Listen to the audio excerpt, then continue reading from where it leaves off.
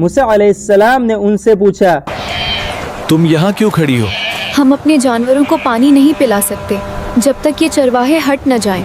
मूसा अलैहिस्सलाम उनकी मदद करते हैं। वो लड़कियां हजरत शुएब अलैहिस्सलाम की बेटियां थी। मूसा अलैहिस्सलाम ने उनकी मदद की और अल्लाह ने उन्हें पनाह दी। मूसा अलैहिस्सलाम आराम कर रहे थे कि तभी उनके सामने हजरत शुएब अलैहिस्सलाम आए और कहा, ऐ मूसा, तू नेक आदमी है, रह जा मेरे साथ, लेकिन मेरी कुछ शर्तें हैं।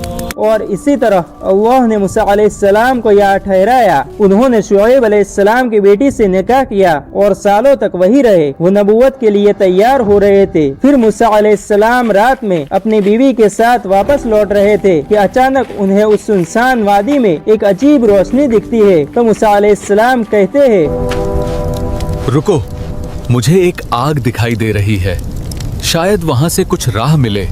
वो पास जाते हैं तो एक आवाज आती है, ऐ मूसा, मैं हूँ तेरा रब, अपनी जूतियाँ उतार दे, तू मुकद्दस वादी में है। मूसा अलैहिस्सलाम काम जाते हैं तो फिर से आवाज आती है, मूसा, क्या है तेरे हाथ में?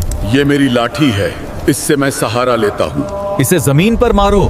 जब मूसा अलैहिस्सलाम लाठी को फेंकते हैं तो लाठी सांप बन जाती है। मूसा अलैहिस्सलाम डर कर पीछे हट जाते हैं। मूसा, मत डर, ये मेरी निशानी है, जा फिरौन के पास, वो हद से गुजर गया है।